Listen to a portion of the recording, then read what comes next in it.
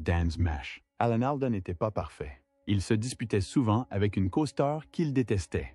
Jusqu'à ce qu'elle perde son côté humoristique, MASH était une émission populaire, réputée pour ses drames et ses comédies. Pour quelle raison l'attrait de la série a-t-il décliné? À qui Alan Alda a-t-il exprimé son dégoût? Qui était-ce? Un membre de la distribution ou de l'équipe? Préparez-vous à découvrir des choses fascinantes sur MASH et les réponses à vos questions. En coulisses, la deuxième saison de MASH a été marquée par des remous. Jackie Cooper, le réalisateur de la série, est Alan Alda. L'acteur légendaire qui a incarné Hawkeye Pierce n'étaient pas vraiment des amis proches. Il semble que leurs points de vue sur la bonne façon de procéder sur place divergeaient. Alan, célèbre pour son humour et son sens de l'improvisation, souhaitait laisser plus de place à l'imagination des joueurs. Selon lui, les règles et directives trop prescriptives de Jackie limitaient leur créativité. En raison du style de mise en scène plus conventionnel de Jackie, Alan estimait qu'il ne pouvait pas développer pleinement les personnages ni apporter sa touche personnelle à Hawkeye.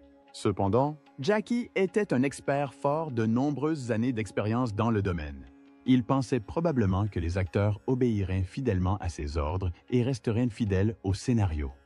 Alan a peut-être résisté à la direction de Jackie en raison de leurs méthodes de travail différentes, ce qui a créé des frictions entre eux. Alan souhaitait un programme de premier ordre et était très soucieux de sa qualité. Mais il était mécontent, estimant que Jackie ne se donnait pas à fond. Mais Jackie voyait les choses différemment. Il avait du mal à s'entendre avec Alan. On le connaissait comme quelqu'un d'entêté et d'inflexible. Pour un réalisateur comme Jackie, habitué à prendre les choses en main, son manque de considération pour les idées et les points de vue des autres était une source de frustration. Selon Jackie, les tentatives d'Alan de dominer les scènes l'empêchaient d'accomplir correctement ses tâches. C'est comme essayer d'assembler un Lego pendant que quelqu'un vous enlève sans cesse des pièces et vous donne des instructions pour les assembler. Ce n'est pas vraiment une partie de plaisir, n'est-ce pas? En travaillant avec Alan, Jackie a probablement ressenti la même chose. Il semble qu'un désaccord sur la direction de la série et un conflit de personnalité aient été à l'origine de leurs difficultés. Contrairement à Jackie, qui privilégiait une méthode plus conventionnelle où il était aux commandes, Alan aspirait à plus de liberté pour exprimer sa créativité et collaborer. Leurs désaccords et leurs idées fortes ont parfois créé des tensions dans leur relation. Alan et Jackie avaient-ils simplement des points de vue fondamentalement différents ou y avait-il d'autres éléments en jeu? Et si nous prenions le temps de découvrir la série avant de nous lancer dans le vif du sujet? La populaire série télévisée MASH était l'adaptation d'un roman. Elle a été diffusée de 1972 à 1983. Le titre de l'émission vient du fait qu'elle relate la vie de soldats, servant dans un hôpital chirurgical mobile de l'armée pendant la guerre de Corée. De nombreux téléspectateurs ont apprécié les aspects comiques et dramatiques de la série. Malgré son ton comique, cette série télévisée légendaire se déroulant pendant la guerre de Corée était bien plus que cela. L'intrigue s'inspirait des efforts héroïques des médecins et des infirmières qui, malgré les épreuves de la guerre, travaillaient sans relâche pour sauver des vies. Malgré les difficultés quotidiennes, les protagonistes ont su garder le moral et découvrir l'humour dans les moments les plus difficiles. De nombreux téléspectateurs ont adoré Hawkeye Pierce. Même dans les situations les plus difficiles, ce chirurgien brillant et plein d'humour avait toujours une réplique prête. Interprété par Wayne Rogers, le trapper John McIntyre, ami le plus proche d'Œil de Faucon, était un véritable fougueux qui participait souvent aux frasques de l'homme. Cependant, Œil de Faucon et Trapper n'étaient pas les seuls personnages de MASH. L'émission présentait une brochette de personnages fascinants. Jamie Farr apportait une touche d'humour au film en incarnant le flamboyant caporal Maxwell Klinger, qui tentait sans cesse de se faire renvoyer en se faisant passer pour des dames. Tandis que Loretta Swit incarnait l'infirmière en chef, stricte mais attentionnée, Margaret Houlihan. Le programme n'aurait pas été le même sans les personnalités et les excentricités distinctes de chaque personnage. C'était là l'argument de vente unique de MASH. Il y avait juste ce qu'il fallait de drame et de comédie. Un clin d'œil. Vous pourriez être ému aux larmes par le sort des blessés ou par le coup psychologique de la guerre. Tout cela grâce aux facéties de Hawkeye. Beaucoup ont trouvé un sens à cette série, car elle osait aborder des sujets lourds et plonger dans des émotions profondes. Malgré le temps écoulé depuis son dernier épisode, elle reste largement considérée comme l'une des séries télévisées les plus appréciées de tous les temps. Une vérité réjouissante. Pourtant, que vous ignorez peut-être. McLean Stevenson avait initialement prévu d'incarner le rôle légendaire d'Alan Alda, l'affable et intelligent chirurgien Hawkeye Pierce, mais il a finalement interprété le colonel Henry Blake, attachant mais parfois maladroit. Je pense que McLean Stevenson serait parfait pour interpréter les répliques mordantes de Hawkeye. Je trouve cela un exercice de réflexion théorique fascinant. Le fait que Stevenson ait voulu incarner Hawkeye illustre un phénomène qui arrive à beaucoup d'acteurs. Il y a généralement des rôles qui les intéressent vraiment ou dans lesquels ils pensent exceller. Les athlètes sont des êtres humains, avec leurs propres goûts et aspirations. Qu'ils obtiennent ou non le rôle idéal est une question de chance. Cependant, il semble que le destin ait eu d'autres intentions pour McLean Stevenson concernant MASH. Certains artistes de MASH ont servi dans l'armée avant de rejoindre la troupe. Un fait surprenant mais vrai. Le Caporal Klinger, chaman et excentrique, interprété par Jamie Farr, était un vétéran de 2 ans de l'armée américaine, bien qu'envoyé au Japon et en Corée après la fin de la guerre. Son service militaire lui a sans aucun doute apporté un point de vue particulier sur les épreuves endurées par les militaires. L'acteur Alan Alda, qui interprétait le rôle principal, était également un vétéran. Durant ses 6 mois de service dans la réserve de l'armée, il était stationné en Corée. Même s'il n'a pas combattu à l'écran, ses expériences réelles ont sans aucun doute influencé son interprétation du sympathique et humoristique médecin Hawkeye Pierce. Si tel est le cas, qui était le véritable concurrent d'Alan Alda, certains attribuent ce rôle à Jackie Cooper, le réalisateur du film, tandis que d'autres attribuent ce rôle à Mike Farrell, l'acteur de BJS, Pettit Honeycutt. Pourquoi? On aurait dit qu'ils étaient en compétition à la télévision. Dans leur quête incessante pour démontrer qui était le meilleur médecin, ils rivalisaient aussi constamment d'intelligence et de bêtise. Alan a parlé de cette saine compétition avec Mike dans son livre « Ne jamais faire empailler son chien et autres choses que j'ai apprises ». Il se lançait dans des concours absurdes, comme celui qui parvenait à se tenir sur les mains le plus vite.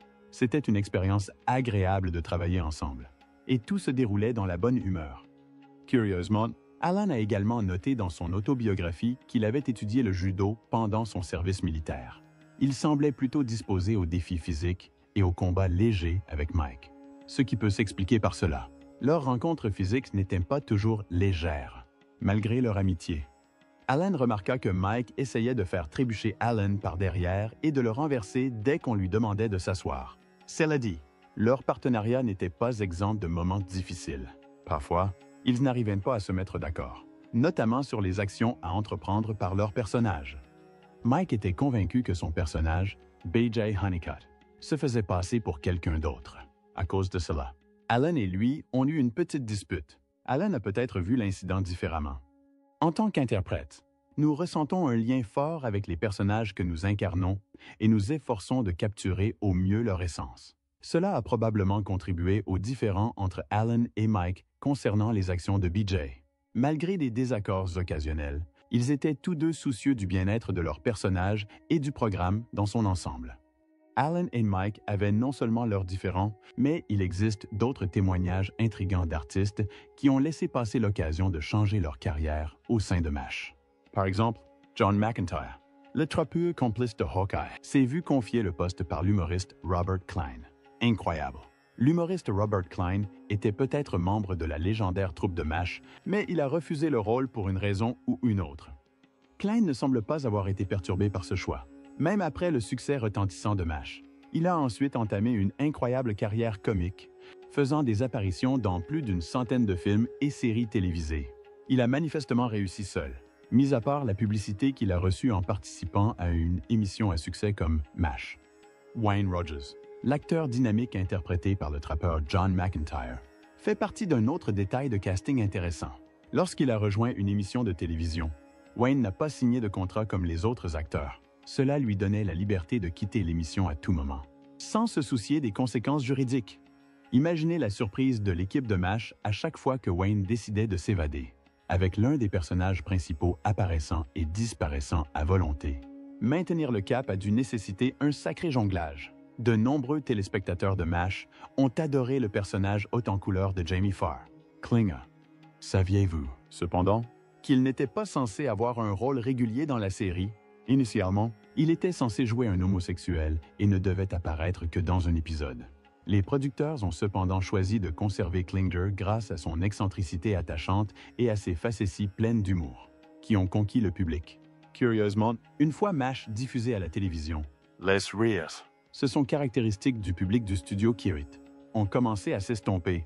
Ce changement ne s'est pas fait du jour au lendemain, mais les rires ont diminué en volume et en fréquence. Le ton et la direction de l'émission avaient changé, devenant plus sérieux et tragique, et cette modification en témoignait. Les créateurs de MASH avaient initialement prévu une approche différente pour l'émission. Ils pensaient que les rires enregistrés dans certaines sitcoms, appelés « rear track », ne correspondaient pas vraiment au ton de la série. Les téléspectateurs de MASH devraient comprendre que, malgré ces moments comiques, la série abordait des thèmes lourds comme le deuil et le conflit. CBS, la chaîne de diffusion de la série, n'était pas de cet avis. C'était une pratique courante à l'époque, et il leur fallait un rire enregistré. Après quelques échanges, un accord fut conclu entre les producteurs et CBS. Bien qu'ils aient accepté de conserver le rire enregistré, ils obtinrent l'autorisation de tourner certaines scènes, comme celles en salle d'opération. Sans celui-ci, les producteurs, qui cherchaient à créer une ambiance plus émotionnelle et authentique dans ces passages, ont obtenu un petit succès. Les rires du public se sont estompés au fil du spectacle. Bien qu'ils soient toujours présents, ils étaient beaucoup moins bruyants et moins utilisés. Ce changement témoignait de la maturité et du sérieux croissant de MASH. Explorant des sujets de plus en plus profonds, le film conservait son côté comique, mais adoptait un ton plus sombre et plus sérieux qu'au départ. La première de MASH, qui eut lieu le 17 septembre 1972, connut un immense succès. Le réalisateur Gene Reynolds et le scénariste Larry Gelbart ont tous deux été nominés aux Emmy Awards pour leur travail sur la série. Étonnamment, Larry a écrit l'épisode entier en seulement 3 jours. C'est bien plus passionnant que de rédiger un compte-rendu de lecture complet en une seule séance. L'épisode pilote était évidemment exceptionnel en raison de tous les éloges qu'il a reçus. Devenu un classique apprécié malgré une écriture hâtive, il a néanmoins conquis le public. Le reste de la distribution ignorait la mort imminente du colonel Henry Blake. Mais Alan Alda, l'acteur de Hawkeye, était le seul à le savoir. Imaginez-vous dans la peau d'un membre de la distribution de MASH qui, de manière inattendue, découvre qu'un personnage clé est brutalement et irrévocablement tué. C'est précisément ce qui s'est produit lors de la disparition inattendue du colonel Blake. Les autres acteurs n'ont appris la nouvelle qu'au moment de l'enregistrement de cette séquence chargée d'émotions. Blake étant un personnage très apprécié, cela a dû choquer tout le monde. Cependant, les rebondissements inattendus n'étaient pas le seul élément qui entretenait l'intrigue de MASH. Des acteurs et actrices de renom ont également fait des apparitions dans l'émission. Imaginez un Ron Howard prématuré, futur acteur de Happy Days et d'American Graffiti, faisant une apparition dans MASH. Et pourquoi pas une apparition de la spirituelle Leslie Nielsen. Interprète de Y a-t-il un pilote dans l'avion et de The Naked Gun, Patrick Swayze, la star charismatique de Dirty Dancing, était même invité sur le plateau de MASH. L'arrivée de ces invités spéciaux a boosté les audiences déjà élevées de l'émission. Le fait que MASH ait perduré bien plus longtemps que la guerre de Corée elle-même est un autre aspect étonnant du conflit. Malgré sa courte durée, la série a été diffusée pendant 11 saisons. L'expérience est comparable à celle de revoir un film culte, mais avec des rebondissements et des aventures différents à chaque fois. Plus de 10 ans et 256 épisodes plus tard, MASH est toujours aussi performant. Alan Alda était néanmoins un acteur aux multiples talents. Et au cas où vous l'ignoriez, en coulisses, il a réalisé 31 épisodes et coécrit 13 autres. En plus d'être un acteur séduisant, cet homme talentueux était aussi un visionnaire derrière la caméra. Parlons histoire. L'ours de Radar mérite qu'on s'y attarde. N'oublierez-vous jamais l'adorable ours en peluche que Radar avait toujours sous la main? Dans le besoin, c'était comme avoir un compagnon fiable à ses côtés. Malheureusement, le sort de l'ours est resté un mystère après la diffusion de l'émission. Où est passé l'ours en peluche chéri de Radar? Les fans se sont longuement interrogés sur cette question. Pendant 30 ans, des rumeurs ont circulé selon lesquelles cet artefact historique de l'émission avait disparu. Mais un événement inattendu s'est produit. L'ours a fait un retour triomphal aux enchères. Et vous avez gagné votre pari. Ce n'était autre que Radar lui-même, Gary Berghoff. Retrouver un aspect cher de la vie de son personnage a dû être une expérience émouvante pour lui. Ce que les acteurs de MASH n'ont pas terminé était surprenant. une capsule temporelle contenant des souvenirs et des objets du temps passé. Ensemble par les personnages, a été enterré dans l'un des épisodes finaux de la série. Caché sur le plateau. C'est un trésor caché qui n'attend qu'à être découvert. La capsule temporelle a été découverte par un ouvrier du bâtiment des mois après la fin du tournage. Cette découverte tant attendue a dû surprendre tout le monde. Cette révélation ravive de doux souvenirs du temps passé sur MASH, comme si un pan de l'histoire de la série avait été exhumé. Figure emblématique de MASH. Loretta Swit incarnait la fougueuse et parfois irritable Major Margaret Hot Lips Houlihan. À l'exception de 11 épisodes, elle a participé à chacun des 256 épisodes diffusés. C'est comme jouer dans presque tous les matchs de baseball. Un véritable exploit, n'est-ce pas? Elle a également réussi à rester membre du casting pendant les 11 saisons. Loretta était l'une des 4 membres originales du casting qui sont restés tout au long de MASH. Elle a visiblement apprécié son passage dans MASH et a incarné le Major Houlihan. Il ne faut pas oublier que chaque personnage était important, quelle que soit l'importance de Loretta dans la série. Certains des seconds rôles étaient tout aussi intéressants que les personnages principaux, malgré la ferveur des fans de MASH. En fait, les personnages portaient le nom du club de baseball des California Angels dans un épisode de 1977. C'est une charmante particularité qui témoigne du soin et de l'imagination mis dans toute la production, même pour les plus petits personnages. Mais le plus intéressant est ici. En hommage à l'ex-petit ami de l'écrivain, la série met en scène son personnage, comme caché dans l'intrigue. C'est comme une petite blague ou un compliment. Certains pensent que Patty Haven en a été l'inspiration, mais personne n'en est sûr. Qu'il s'agisse d'un geste aimable ou d'une pique subtile, ce fait intriguant ajoute une touche de mystère au passé de la série. Les artistes y ont commencé à jouer un rôle plus actif dans le développement de MASH au fil du spectacle. Il est arrivé que des solutions créatives émergent de situations conflictuelles sur le plateau. L'équipe créative de MASH a opté pour une approche légère mais exigeante, lorsque les acteurs ont commencé à partager leurs réflexions sur les intrigues. Malgré la chaleur étouffante, ils ont demandé aux acteurs de s'habiller pour le rôle avec des vêtements d'hiver volumineux. L'équipe cherchait probablement à montrer aux acteurs qui était le maître en agissant ainsi. Malgré tous ces problèmes en coulisses, MASH n'a jamais cessé de divertir et de séduire les téléspectateurs. Après le dernier épisode, de nombreux spin-offs ont été développés, dont l'un centré sur le personnage adoré de Radar O'Reilly. Après la guerre, Radar est rentré chez lui dans ce spin-off, mais les choses ne se sont pas déroulées comme prévu. Il est devenu détective après avoir enduré des pertes et des chagrins. Ce spin-off n'a duré qu'une saison, mais il offre un aperçu fascinant du potentiel de Radar. Klinger a lui aussi eu de la chance. Bien qu'il ne devait faire qu'une apparition exceptionnelle, les producteurs n'ont pas pu résister à son charme excentrique et ont décidé d'en faire un habitué. Cela prouve que même les personnages les plus surprenants peuvent conquérir le public. L'un des aspects les plus attachants de MASH était le lien qui s'est tissé entre les artistes et les familles de leurs personnages.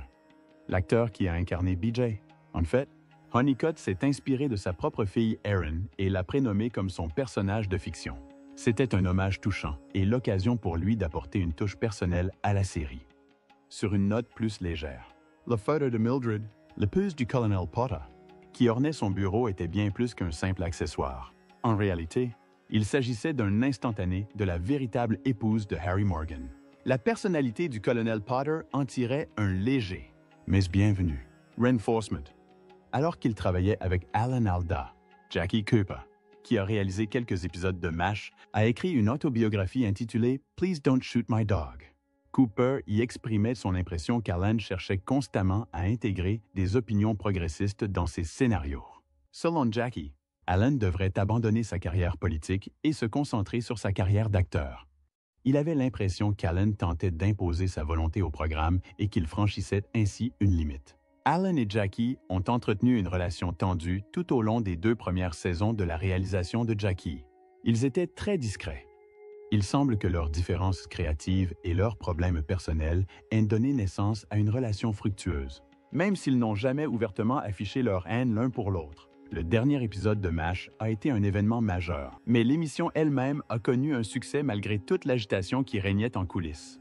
Elle est devenue l'une des émissions de télévision les plus regardées de tous les temps, ayant été vue par des millions d'Américains.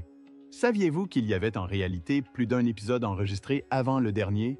le tournage d'un épisode supplémentaire, intitulé As Time Goes By, a suivi la fin de la série originale. C'est un détail intéressant, mais peu connu. Sur l'histoire de la série, l'actrice Loretta Swit est restée en contact avec ses partenaires de MASH, notamment Harry Morgan, même après la fin de la série.